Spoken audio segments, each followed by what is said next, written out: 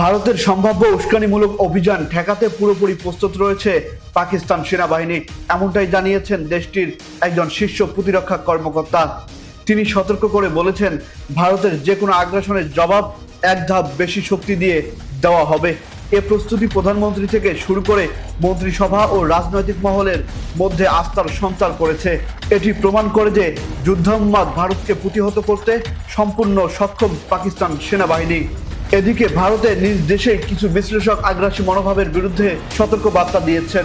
নিরাপত্তা বিশ্লেষক ও সাবেক ভারতীয় সেনা কর্মকর্তা প্রবীণ সাহানি মনে করেন, দুটি পরমাণু শক্তিধর দেশের মধ্যে পূর্ণমাত্রার যুদ্ধ এখনই সম্ভব নয়, বরং পাকিস্তান সামরিকভাবে ভারতের চেয়ে বর্তমানে এগিয়ে আছে বলেই তিনি মনে করেন।